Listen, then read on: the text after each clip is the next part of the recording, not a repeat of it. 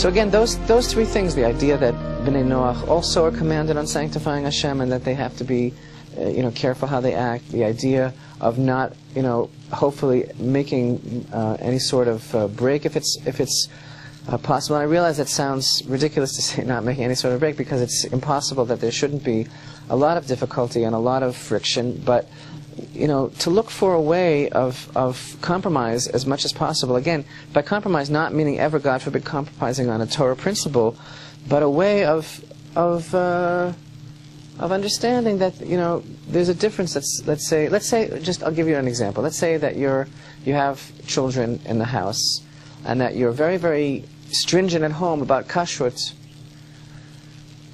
in a way that you're not commanded about, but that you do it anyway because you love the Torah. But then when you go to your parents' house, so the grandparents want to give the child something that's not kosher.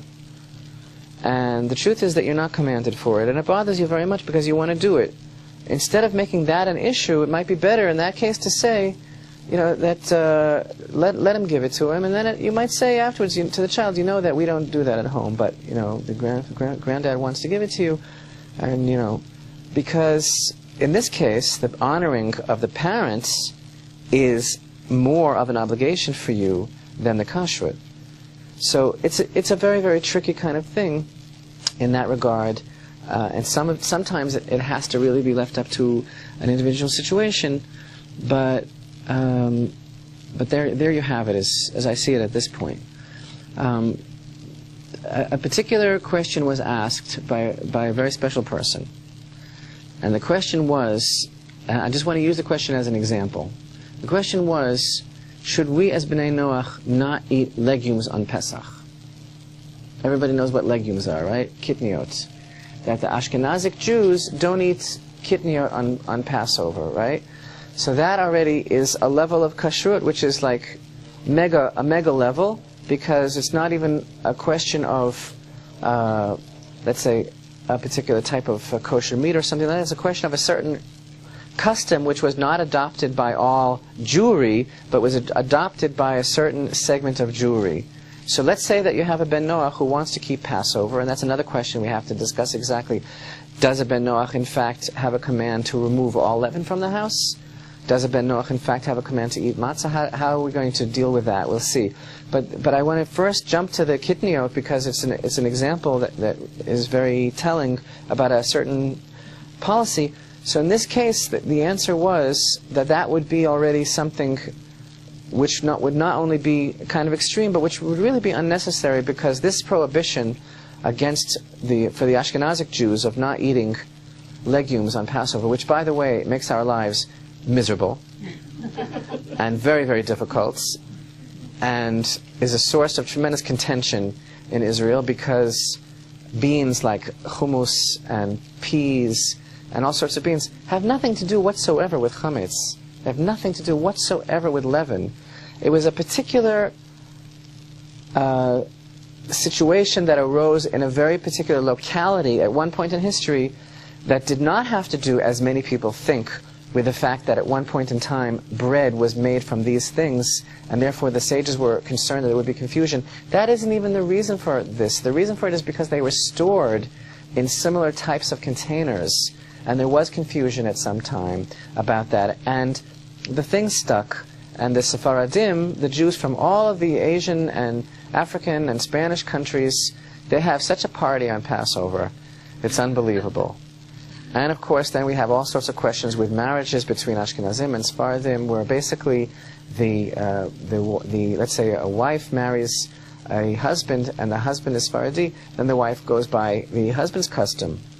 And then people eating in each other's houses on Passover, and it makes for a tremendous amount of division amongst the Jewish people. And in fact, on the Sanhedrin's agenda is the possibility of abolishing this whole thing, which many people have been in favor of abolishing for many, many years. But it's not a simple thing at all to establish, to abolish such a practice. And I don't mean even to speak about it in a derogatory way, because it's something that was adopted by Israel. But honestly, to tell you the honest truth, it's not like holy, like I have to say, ooh, God forbid we can't abolish it. It's not from Sinai. It was a very, very particular thing that happened at a very particular point in time.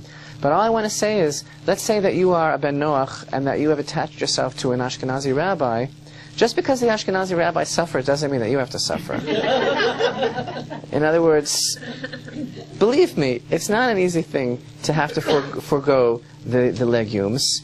And, we appreciate the verse that says that, where Hashem says, I am with you in your suffering. But, you have enough problems, you don't really have to add this on. So, but what I'm trying to say is, if you notice, there's a difference here between core halachic principle and something like this. So I would like that also to be just a kind of a guide point, because you always have to make those distinctions between what is really halachic and what is perhaps something that came about later. So just they can do that in their home. In your home, They can take that position in their home and follow that if they choose.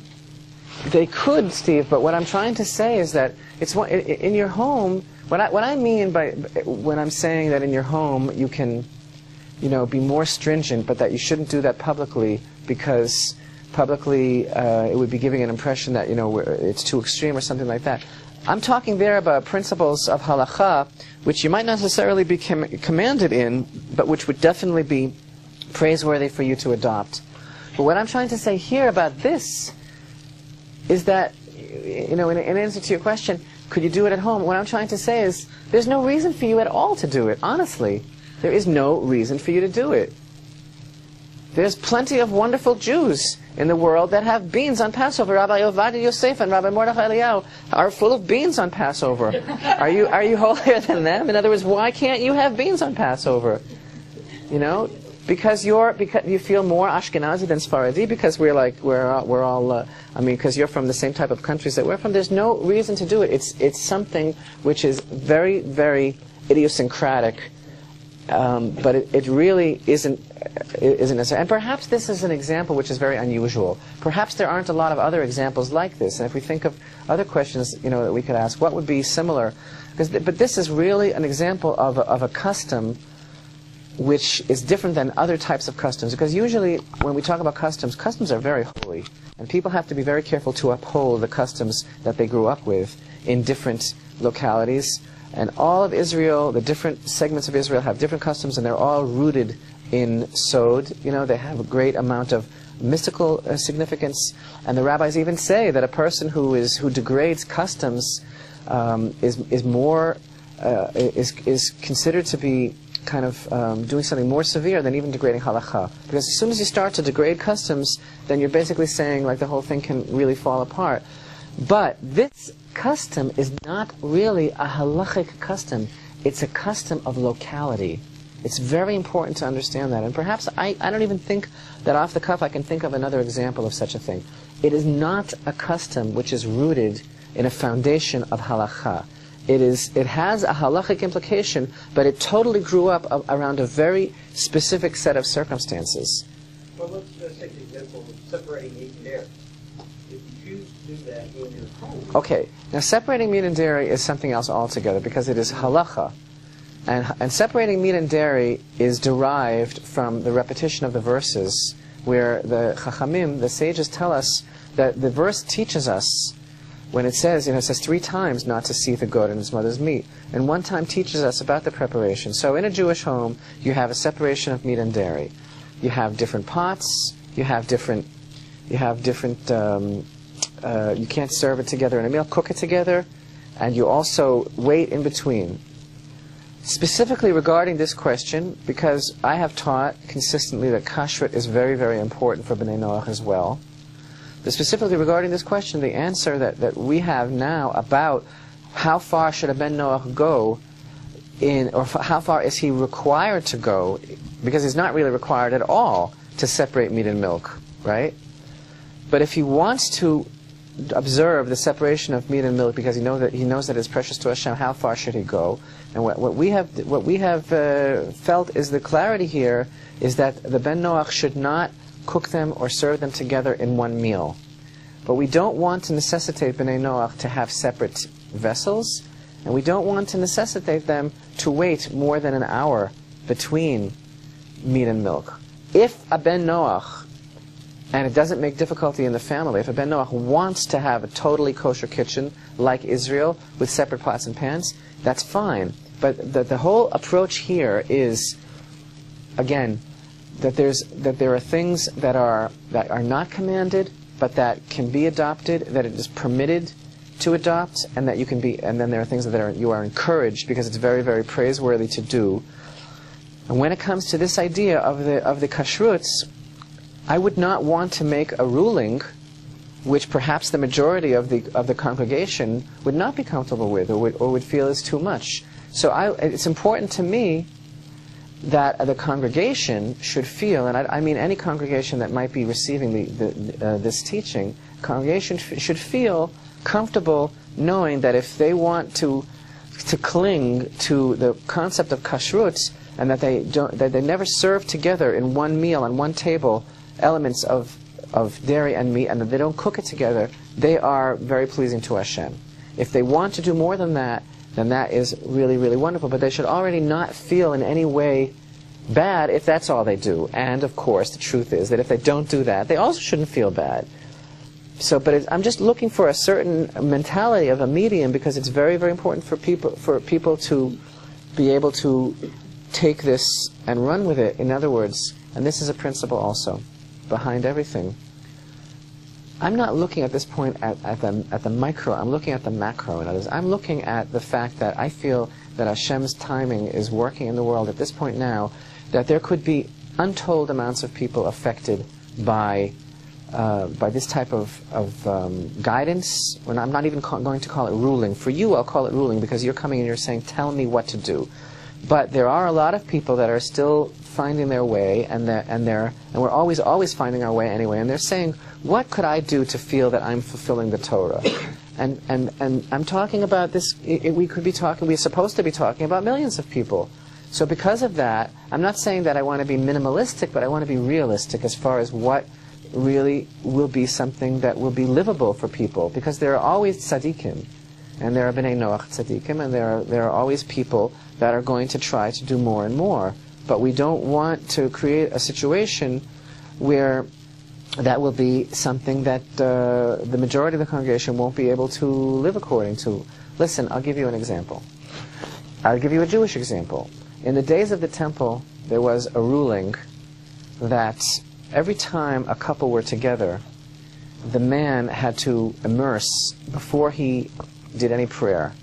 Every time a couple were together, the man, after being with his wife, would immerse before saying Shema, before saying Hashem's name again, would immerse.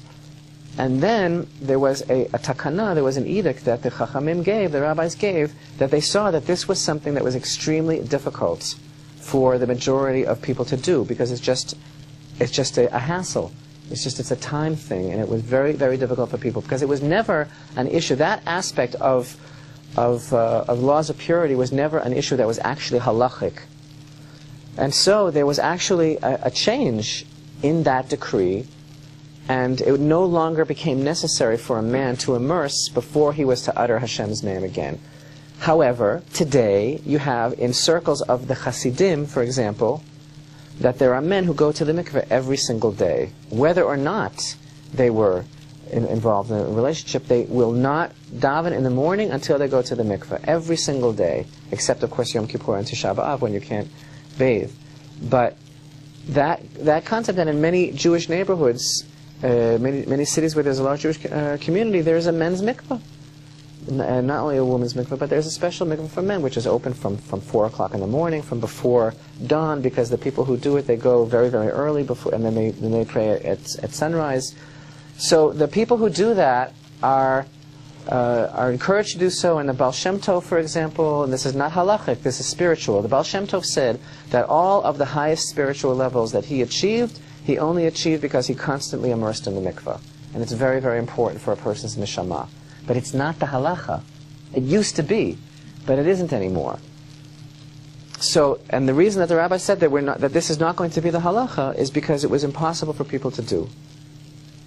But you chose not to do it. Should you feel guilty? I do. You feel guilty because you don't do that? Sure I do. Here I woke up this morning in Odessa. I didn't go to the mikveh. But I have to say to myself, you know what? You're like my mikveh. And I said to Hashem, you know what? That has to be good enough for you today. That's all.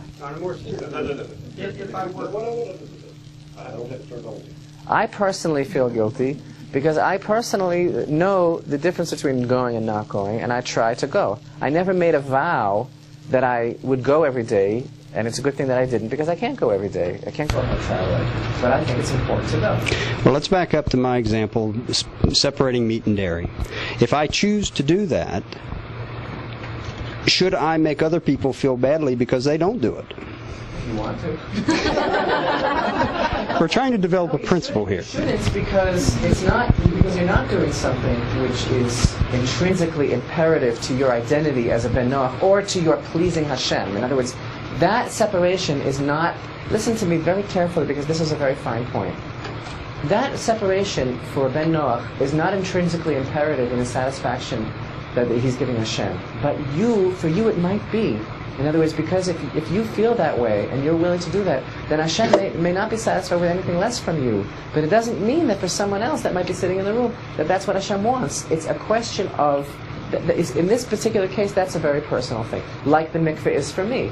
Because the mikveh is not a halacha for men of Israel anymore. And there are many, many Jews, very, very orthodox, very, very learned, very, very great scholars who don't go and who think that it's ridiculous for people to go.